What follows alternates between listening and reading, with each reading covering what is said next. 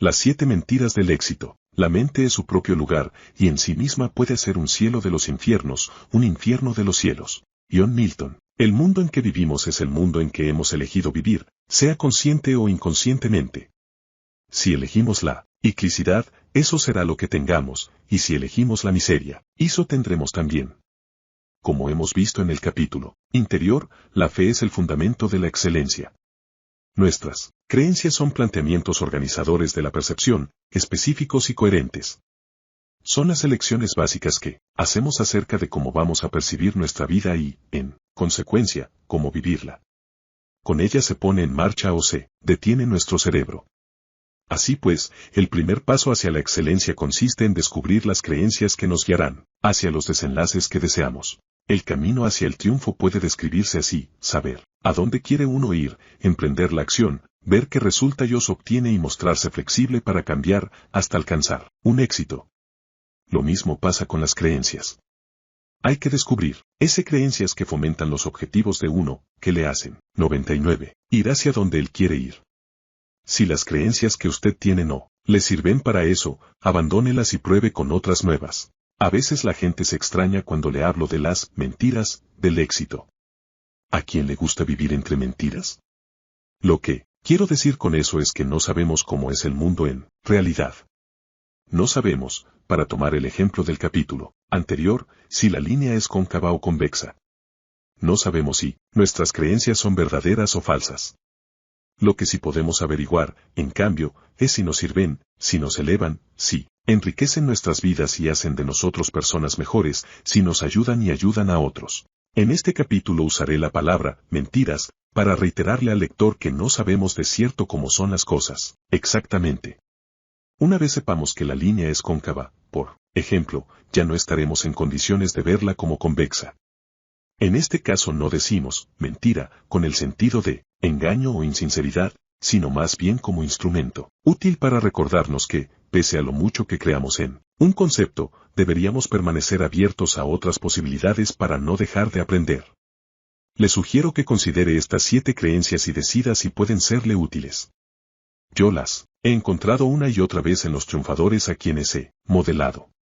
Para modelar la excelencia, hemos de empezar con los sistemas de creencias de la excelencia. He descubierto que esas 7 creencias capacitan a la gente para usar a fondo sus recursos, hacer más y más a lo grande y producir grandes resultados. No digo que sean las únicas creencias útiles para el éxito, pero sí son un comienzo. Han servido para otros y me gustaría que viese usted si pueden servirle también. Creencia número 1, todo ocurre por su motivo y razón, y todo puede servirnos. ¿Recuerda la historia de W. Nietzsche? ¿Cuál fue la creencia central que le ayudó a superar la adversidad? Decidió tomar todo cuanto le ocurriese y procurar de todas las maneras posibles que trabajase a su favor.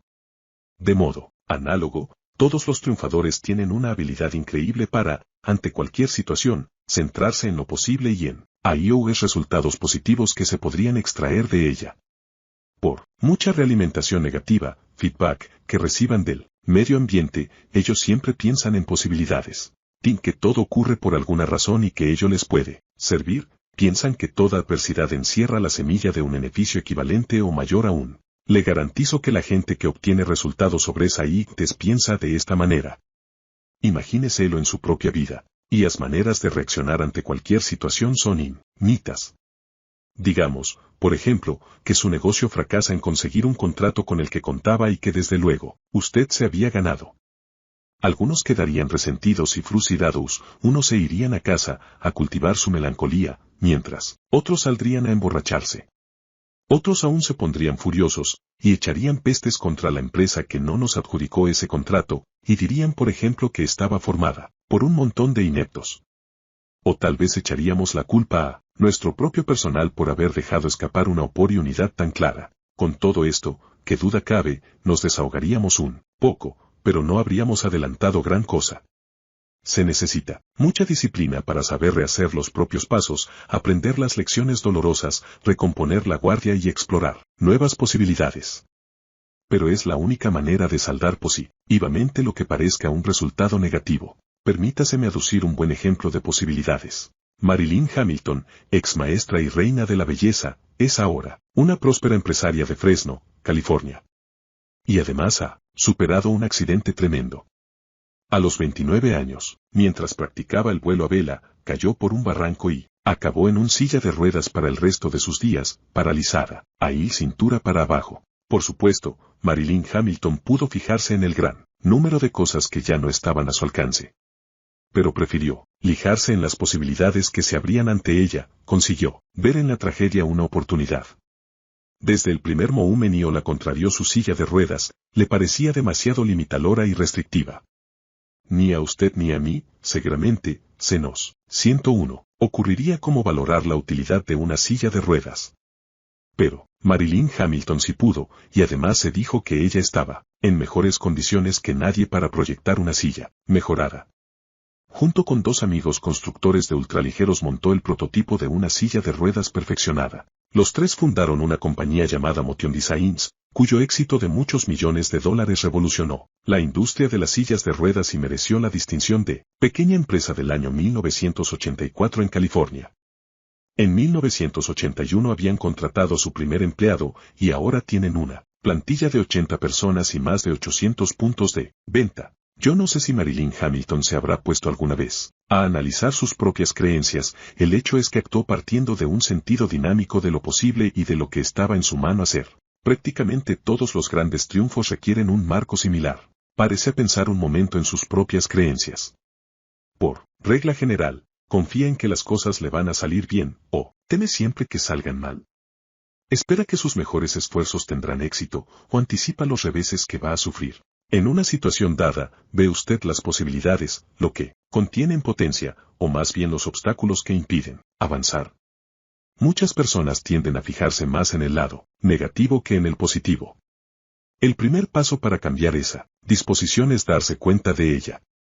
La creencia en los límites produce gentes limitadas. La clave consiste en deshacerse de esas limitaciones y operar desde un conjunto de recursos más elevado. En nuestra cultura los líderes son los que ven las posibilidades, los que salen a un desierto y ven un jardín. ¿Imposible? ¿Qué ha pasado en Israel? Si usted cree firmemente en una posibilidad, lo más probable es que llegará a realizarla. Creencia número 2, no hay fracasos. Solo hay resultados. Es casi un corolario de la creencia número 1, pero tiene su importancia propia. La mayoría de las personas, en nuestra cultura, están programadas para temer eso que llaman fracaso. Sin embargo, cualquiera de nosotros recordará las veces, y deseaba una cosa y obtuvo otra. A todos nos han, Kio, en un examen, todos hemos sufrido por amores que no acabaron bien y todos hemos visto fracasar, proyectos de negocios o de otro tipo.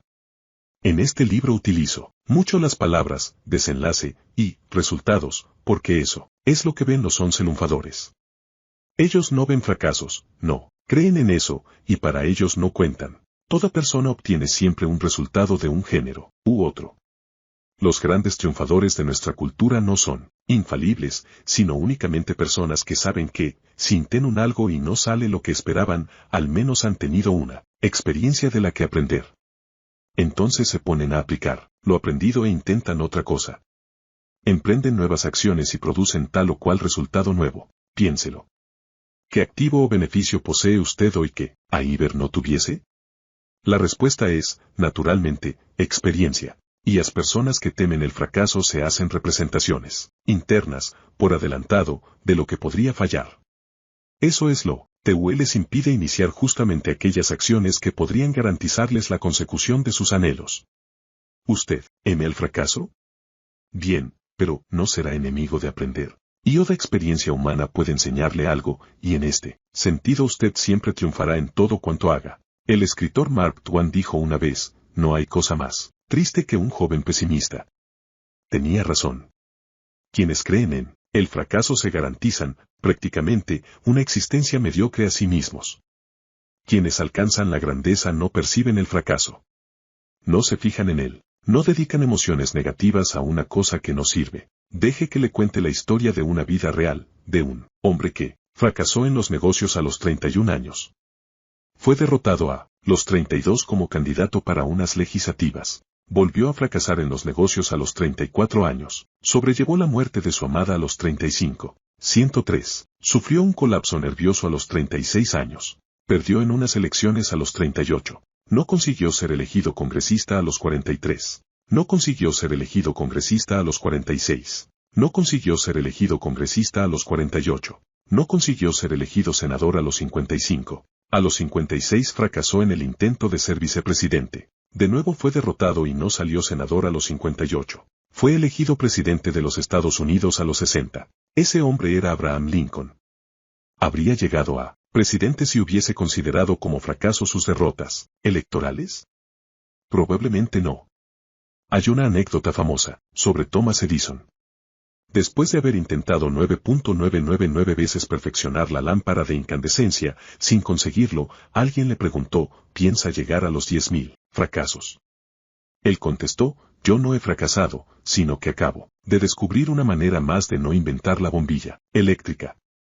Es decir, que había descubierto otra serie de acciones que producía un resultado diferente. Nuestras dudas son traidoras, y por ellas perdemos el bien que con frecuencia pudimos ganar, por miedo a intentarlo. William Shakespeare. Los ganadores, los líderes, los mejores, gente que tiene el poder personal, comprenden que si uno intenta algo y el desenlace no es el esperado, se trata en realidad de una realimentación, uno utilizará esa información para ajustar más sus distinciones acerca de lo que ha de hacer para producir los resultados que deseaba. Buckminster Fuller ha escrito, todo lo que han aprendido los humanos, lo aprendieron, como consecuencia de experiencias de ensayo y error, exclusivamente. Los humanos han aprendido siempre a través de sus equivocaciones. A veces aprendemos de nuestras equivocaciones y a veces de los errores ajenos. Tómese un minuto 10 para reflexionar sobre los que considere los 5 fracasos más grandes de su vida. ¿Qué aprendió usted de esas experiencias? Es muy posible que figuren entre las lecciones más valiosas que haya recibido nunca. Fuller usa la metáfora del timón. Dice que cuando gira el humón de un barco hacia un lado u otro, el navío tiende a seguir girando más allá de lo que se proponía el timonel, quien ha de corregir la desviación volviendo el gobernalle hacia el sentido inicial, en un proceso continuo de acción y reacción, hay ajustes y correcciones.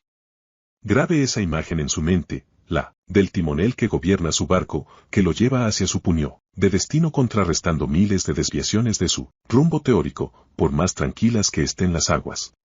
Es una imagen seductora, y al propio tiempo un modelo estupendo, para quien quiera vivir con éxito. Pero la mayoría de nosotros no pensamos de esta manera. Cada error, cada desviación, añaden peso al fardo emocional. Son fracasos. Dan una mala imagen de nosotros. Muchas personas, por ejemplo, se reprochan a sí mismas su exceso de peso. Tal actitud no produce ningún cambio efectivo. Más les valdría asumir el hecho de que han tenido éxito en producir un resultado, llamado exceso de grasa, y que ahora deben producir otro resultado nuevo, llamado adelgazamiento. Nuevo resultado al que se llegará por medio de nuevas acciones. Si alguien no está seguro de las acciones que se necesitan para producir este resultado, le remito especialmente al capítulo 10, o le aconsejo que modele a alguien que haya producido ese resultado que se llama adelgazamiento. Tome nota de la acción concreta que produce esa persona, mental y físicamente, para mantenerse en forma. Produzca las mismas acciones y producirá los mismos resultados. Pero mientras considere usted su exceso de peso como una derrota, permanecerá inmovilizado. En cambio, tan pronto como lo contemple como un resultado que usted ha conseguido, y que por consiguiente puede usted cambiar sin más demora, el triunfo está garantizado. 105. La creencia en el fracaso es un modo de intoxicar la mente. Cuando almacenamos emociones negativas, ello afecta a nuestra fisiología, a los procesos de nuestro pensamiento, y a nuestro estado. El Dr. Robert Schuller, para enseñar el concepto de pensamiento posibilista, propone una pregunta importante que intentaría usted hacer si estuviera seguro de que no podía fallar. Piénselo. ¿Qué contestaría usted a eso? Si realmente creyera que no podía fallar, posiblemente iniciaría todo un conjunto de nuevas acciones y produciría resultados nuevos, poderosos y deseables. Por consiguiente, al emprender el intento, ¿no se hizo lo más adecuado? ¿No es esa la única manera de progresar? Así que, le sugiero que se haga cargo ahora mismo de una cosa: el fracaso no existe, solo existen los resultados. Uno siempre produce un resultado, y si no es el que deseaba, no tiene más que modificar sus acciones y obtendrá otros resultados nuevos. Tache la palabra fracaso, subraye la palabra desenlace en este libro, y comprométase a aprender de todas las experiencias. Creencia número 3. Asumir la responsabilidad, pase lo que pase. Este es otro atributo de los grandes líderes y triunfadores, actúan a partir de la creencia de que son ellos quienes mueven su mundo. Una y otra vez se les oye decir, yo soy el responsable. Esto es cosa mía. Tal coincidencia de criterios no es casual. Los triunfadores tienden a creer que, no importa lo que haya ocurrido, bueno o malo, ellos lo crearon. Si no lo hicieron por medio de una acción física, entonces fue tal vez por influencia del nivel y tenor de sus pensamientos. Yo no sé si eso será verdad. Si nuestros pensamientos crean nuestra realidad, no me parece que ningún científico pueda demostrarlo. Pero es una mentira útil, una creencia vigorizante, y por eso prefiero creerlo yo también. Creo que somos nosotros quienes generamos nuestras experiencias en la vida, bien sea por la acción, o con el pensamiento, y que podemos aprender de todas ellas. Si usted no está convencido de ser el creador de su mundo, bien sea a través de sus éxitos o de sus fracasos, entonces, se halla a merced de las circunstancias. Es usted la víctima de las cosas que pasan, el objeto, y no el sujeto. Voy a decirle una cosa, y es que si fueran esas mis convicciones, saldría a buscar ahora mismo otra cultura, otros mundos, otros planetas. ¿Para qué vivir aquí, si uno es solo el producto de fuerzas externas que actúan al azar? Asumir la responsabilidad es, en mi opinión, una de las medidas que mejor definen el poder y la madurez de una personalidad. Es también un ejemplo de cómo las creencias sustentan otras creencias, de la capacidad sinérgica de un sistema de creencias coherente. Si usted no cree en el fracaso, si se sabe autor de todo desenlace, al asumir la responsabilidad no tiene nada que perder y sí mucho que ganar. El que domina la situación tiene asegurado el éxito. John F. Kennedy tenía ese sistema de creencias. Dan Rayer ha dicho que Kennedy se convirtió en un verdadero líder después del incidente de la Bahía de Cochinos, con la fracasada invasión de Cuba, cuando se presentó ante el pueblo estadounidense y declaró que lo de la Bahía de Cochinos había sido una atrocidad que no debió ocurrir jamás, y asumió toda la responsabilidad por ello. Cuando hizo eso, dejó de ser un joven político habilidoso para transformarse en un verdadero líder. Kennedy hizo lo que debe hacer todo gran líder. Los que asumen la responsabilidad ejercen el poder, los que la eluden son desposeídos. Este mismo principio de la responsabilidad rige a un nivel personal. Muchos de nosotros hemos pasado por la experiencia de tratar de expresar una emoción positiva hacia otra persona, como manifestarle nuestro amor o decirle que comprendemos su problema, y nuestro interlocutor, en vez de acusar ese mensaje positivo, lo ha interpretado de manera negativa, produciéndose entonces una reacción de enfado u hostilidad. A menudo, nosotros tendemos entonces a enfadarnos también, a echarles la culpa y decir que allá ellos, atribuyéndoles la responsabilidad de cualquier daño o efecto negativo que pueda ocurrir. Es la salida más fácil, pero no siempre la más acertada. Es posible que nuestra comunicación haya sido el factor desencadenante. Usted todavía puede conseguir que su comunicación produzca el resultado deseado si no pierde de vista ese desenlace, es decir, el comportamiento que usted deseaba crear. Puede aún cambiar su propia conducta, su tono de voz, sus expresiones faciales y muchas otras cosas más. Hay que decirse que el sentido de la comunicación es la reacción que uno obtiene. Al cambiar sus acciones podrá cambiar su comunicación. Al retener y asumir la responsabilidad de ella, usted retiene el poder de cambiar los resultados que va obteniendo. Creencia número 4. No es necesario entender de todo para poder servirse de todo. Muchos de los que triunfan albergan otra creencia útil. Están convencidos de que no necesitan saberlo todo sobre algo antes de poder utilizarlo. Saben cómo servirse de lo esencial sin necesidad de abrumarse con todos los detalles. Si nos fijamos en las personas que detentan poder, resulta por lo general que poseen un conocimiento práctico suficiente de muchos temas, pero poco dominio de todos, y cada uno de los detalles de las empresas que acometen. En el capítulo primero dijimos que por medio del modelado, podemos economizar uno de nuestros recursos más insustituibles, el tiempo. Al observar a los triunfadores para ver qué acciones crean concretamente para producir resultados, nos ponemos en condiciones de copiar sus acciones y, por tanto, sus resultados, en mucho menos tiempo. El tiempo es una de esas cosas que nadie puede crear para usted, pero los triunfadores, invariablemente, resultan muy avaros de su tiempo.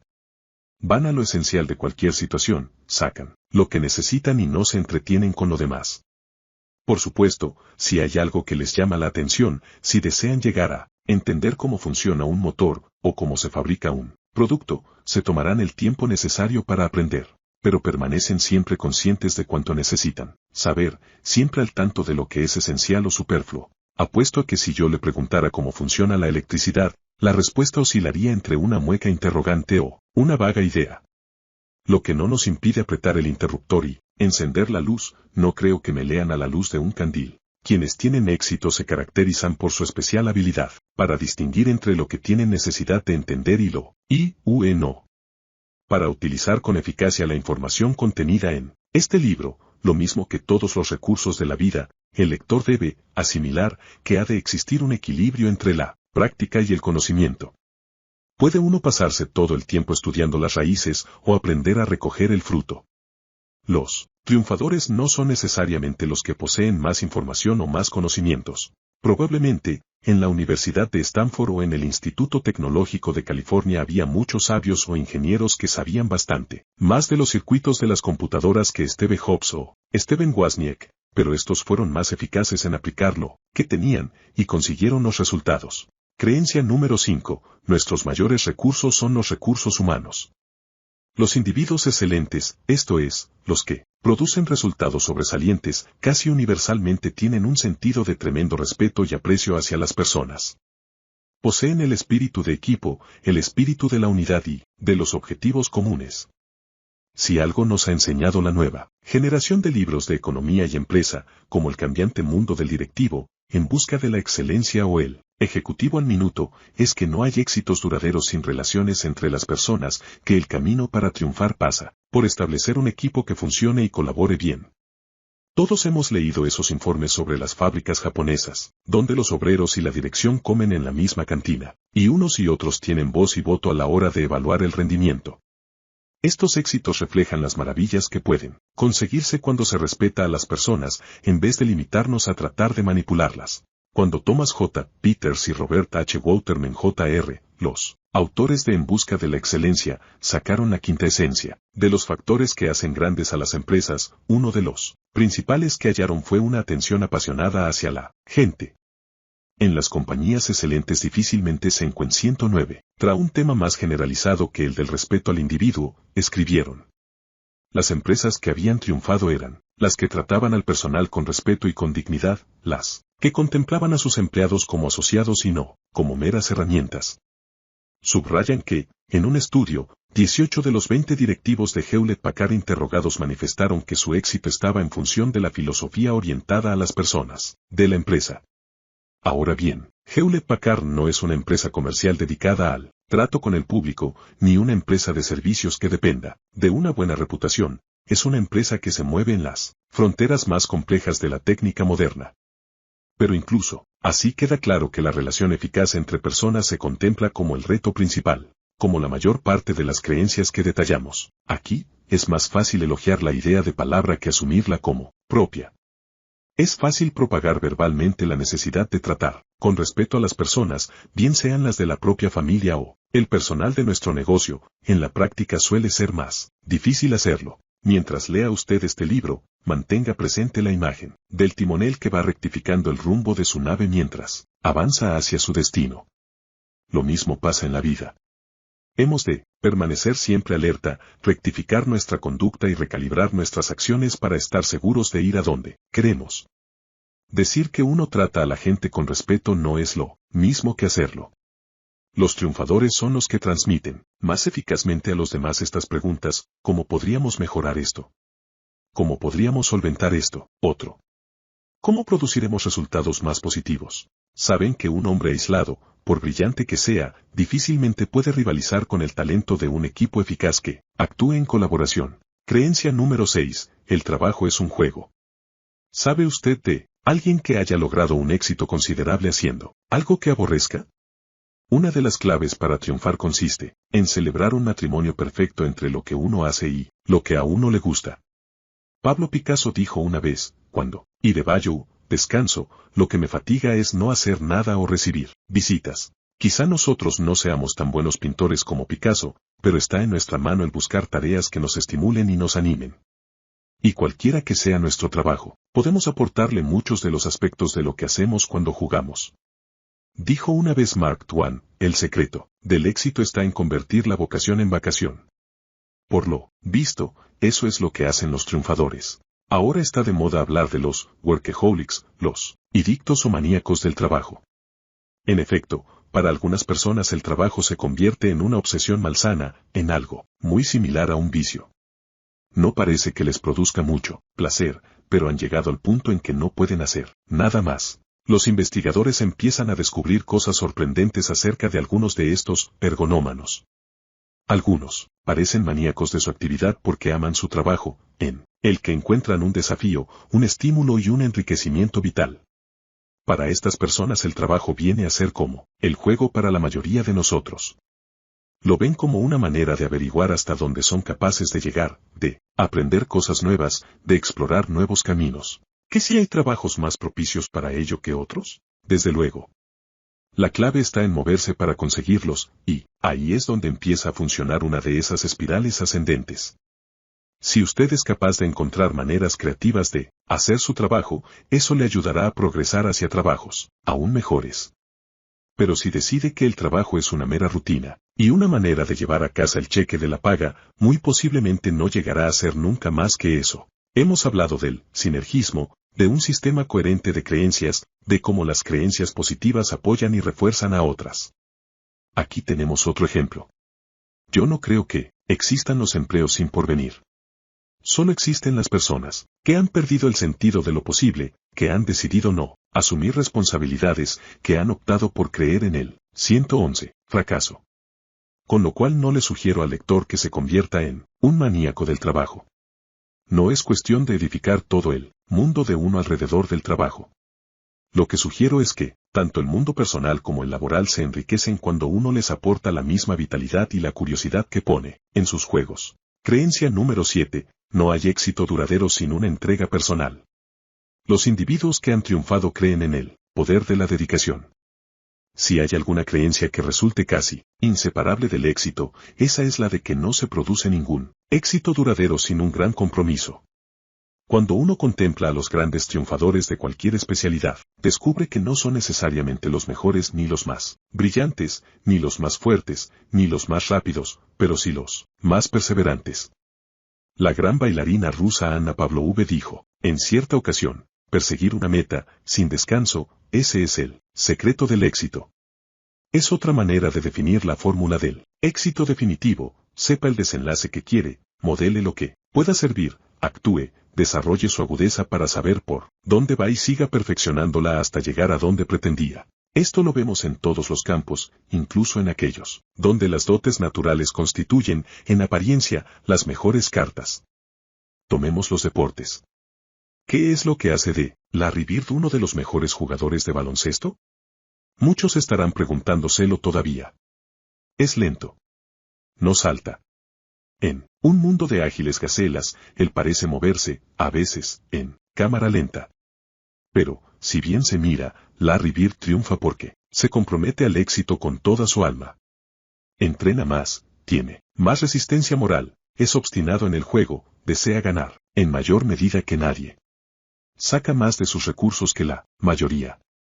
Es el camino que también ha seguido Pete Rose. Para entrar en el libro de los récords, utiliza constantemente su compromiso de ser excelente como una fuerza motora que aplica a todo lo que hace. El gran jugador de golf Tom Watson no fue ningún fuera de serie en Stanford, sino uno más del equipo. Pero como dijo el entrenador, sin salir de su asombro, jamás he visto que nadie se entrenase tanto. La mera diferencia entre las aptitudes físicas de los atletas apenas nos dice nada, es la calidad de la entrega personal lo que distingue a los verdaderamente grandes de entre los buenos. Esa entrega es una componente importante del éxito en cualquier terreno. Antes de figurar entre los grandes, Dan Casi ella era una leyenda como el reportero de televisión, más inasequible al desaliento de Houston. Todavía se comenta cómo tomó una filmación encaramado a un árbol, mientras un huracán avanzaba hacia las costas de Texas. Otro día oí que alguien hablaba de Michael Jackson diciendo que era un prodigio fabricado de la noche a la mañana. ¿De la noche a la mañana? ¿Acaso no posee Jackson un gran talento? Sin duda. Y lo ha pulido desde que tenía 5 años, edad, a la que comenzó en el mundo del espectáculo y desde la que no ha hecho otra cosa sino perfeccionar su voz, perfeccionar el baile, componer sus propias canciones. Desde luego, tenía algún talento natural. Creció en un ambiente que le estimulaba, desarrolló sistemas de creencias que potenciaron sus recursos, dispuso de numerosos modelos de éxito, pudo contar con las orientaciones de toda su familia. Pero lo más importante, en fin de cuentas, fue que estuvo dispuesto a pagar el precio necesario. A mí me gusta usar la expresión, talento lo que haga falta. Los triunfadores son los que están dispuestos a poner lo que haga falta para triunfar. Eso, junto con lo demás, es lo que les diferencia del montón. ¿Hay más creencias que ayuden al florecimiento de la excelencia? Desde luego, y si usted las tiene presentes, mucho mejor. En este libro irá usted encontrando muchas distinciones o revelaciones que podemos añadir. Recuerde que el éxito deja pistas. Estudie a los que han triunfado. Descubra las creencias clave que albergan y que refuerzan su capacidad para emprender acciones eficaces continuamente y obtener resultados sobresalientes. Esas 7 creencias han obrado milagros para otros antes que usted, y creo que podrán obrarlos ni que decir tiene que usted hará lo necesario para triunfar sin perjudicar a ninguna otra persona. 113. Y si en su paso si se entrega a ellas sin reservas, para siempre. Casi me parece estar oyendo a alguno de mis lectores, que, llegado a este punto, dirá, sí, es una duda muy grande, aunque no lo parezca. ¿Qué pasa cuando uno tiene creencias que no le sirven de ayuda? ¿Qué, si son negativas y no positivas? ¿Acaso puede uno cambiar de creencias? Pero, usted ya ha dado el primer paso, tomar conciencia. Sábelo, ¿qué quiere? El segundo paso es el de la acción, aprender a controlar las representaciones y convicciones internas, aprender a dirigir el propio cerebro. Hasta aquí hemos empezado a reunir las piezas que, según creo, componen la excelencia. Hemos comenzado con la idea de que la información es la mercancía de los reyes, de que los maestros de la comunicación son los que saben lo que quieren y emprenden acciones eficaces, modificando su línea de conducta hasta llegar a los objetivos perseguidos. En el capítulo segundo hemos aprendido que el modelado es el camino real hacia la excelencia. Si usted descubre a personas que hayan logrado triunfos destacados, puede modelar las acciones concretas que ellas repiten y que producen los resultados, las creencias, la sintaxis mental y la fisiología, de modo que usted obtendrá resultados similares aprendiendo en menos tiempo. Hemos visto que el comportamiento poderoso, capaz y eficiente es el del individuo que se halla en un estado neurofisiológico de potencia y dominio de sus recursos. En el capítulo 4 hemos visto la naturaleza de la fe y cómo las creencias vigorizantes abren la puerta a la excelencia, y en el presente hemos explorado las 7 creencias que integran su piedra angular. Ahora voy a comunicarle las potentes técnicas que le ayudarán a poner en práctica lo que ha aprendido. Es hora de aprender a dominar nuestra mente, cómo dirigir nuestro cerebro.